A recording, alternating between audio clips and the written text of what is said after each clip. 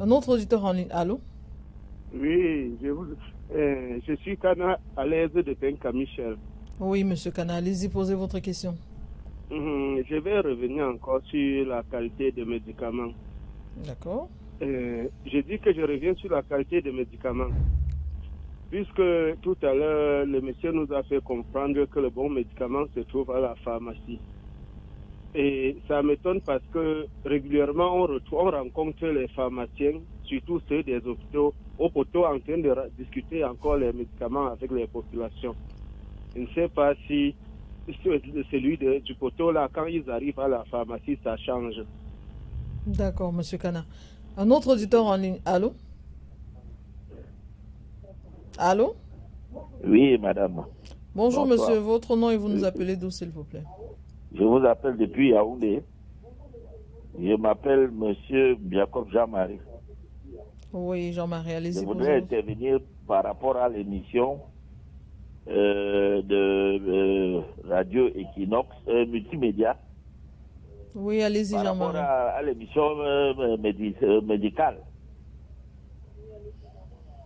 Allô?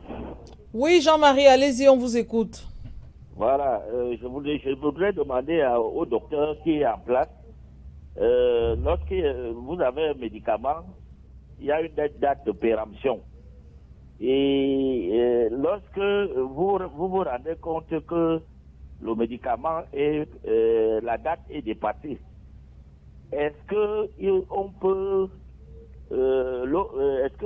docteur peut nous expliquer si après la date de péremption, il faut jeter le médicament ou si on a un délai encore pour le consommer avant de le jeter, quoi. D'accord, Jean-Marie. Un autre auditeur, un dernier auditeur en ligne. Allô? Allô, bonjour. Bon après-midi, madame. Bon après-midi. William Gongan, ici Yaoundé. Oui, William, allez-y, posez votre question. Bonjour, docteur. Oui, je voulais savoir, est-ce que si les médicaments qu'on dit souvent de prendre et de manger après peut-être 1 heure de temps, oui, si vous prenez ce médicament et que vous ne respectez pas le temps prescrit pour le repas, est-ce que à la longue, ça peut vous créer un souci? Vous n'avez pas respecté les 1 heure après le repas, c'est ça? Oui, 1 heure après le repas, par exemple. D'accord. Ok, William, gardez l'écoute, on vous répond. On va commencer déjà par Monsieur Kana, qui veut savoir, lui dit qu'il y a les pharmacies, enfin, il y a des médecins qui trouvent en train de s'approvisionner au gazon. Donc, comment comprendre? Je ne sais pas comment répondre à quelque chose que je n'ai ni vu ni expérimenté. C'est lui qui a vu ça, qui a expérimenté. Je ne sais pas. Moi, je n'ai jamais vu. Je ne connais pas de pharmaciens qui sont mes collègues qui vont au gazon. Pour quelle raison? On a été formés pour prodiguer des médicaments de qualité aux populations. Donc, je ne vois pas pour quelle raison, moi, pharmacien, je vais aller m'approvisionner au gazon. Peut-être dans le cadre d'une étude, parce que parfois on fait des études avec des étudiants qui ont des thèmes sur les médicaments de la rue et tout pour montrer à quel point ça peut être dangereux. Donc vous pouvez peut-être me voir un jour en train de causer avec un médicament, un gars du kiosque. Ce n'est pas que je suis en train d'acheter pour me soigner, c'est peut-être que je suis en train de faire une étude sur ces médicaments-là. Donc peut-être dans ce sens, mais dans le sens de s'approvisionner, je ne pense pas que ce soit possible. D'accord. Et Jean-Marie également qui parle des comprimés, des médicaments périmés. Est-ce qu'on doit encore les consommer ou alors il faut les jeter? La recommandation, c'est de s'en débarrasser. Sans délai? Oui, sans délai. Maintenant, je pense qu'on avait fait une émission.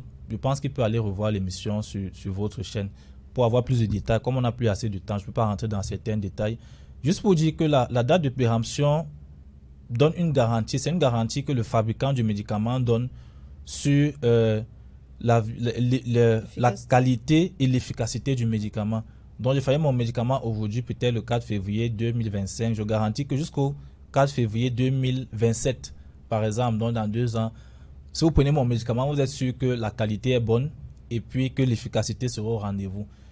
Donc, généralement, c'est 2 à 3 ans de date de péremption parce que les études qu'on appelle les études de stabilité sont faites sur cette période-là. On ne fait pas des études de stabilité qui vont au-delà de 2 à 3 ans en général. Donc, cela ne veut pas dire exactement que le médicament n'est plus efficace en soi. ça veut dire qu'il n'y a plus la garantie. Il faut qu'on se comprenne bien. Maintenant, je ne pense pas que la santé soit un domaine où il faut faire le loto. Donc, on essaie d'aller vers ce qui est une certaine garantie. Si j'ai un souci de santé et que je n'ai pas la garantie à 100% que ce que je prends est efficace, pourquoi je vais le prendre? Ce n'est pas logique.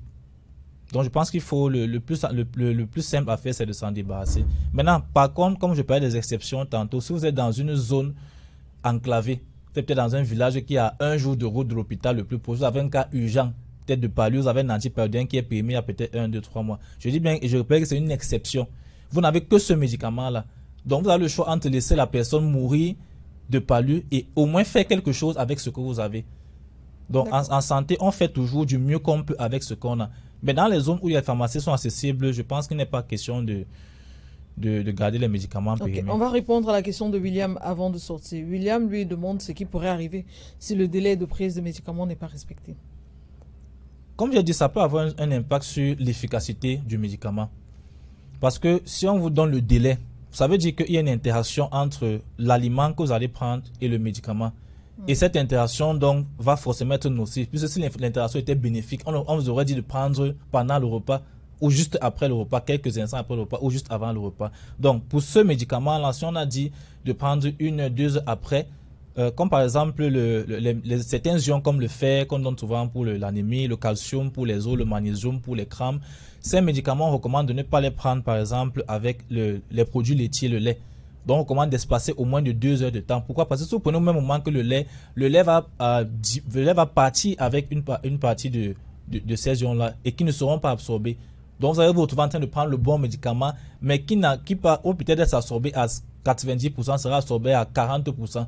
Vous voyez que l'efficacité ne sera plus la même. D'accord, docteur.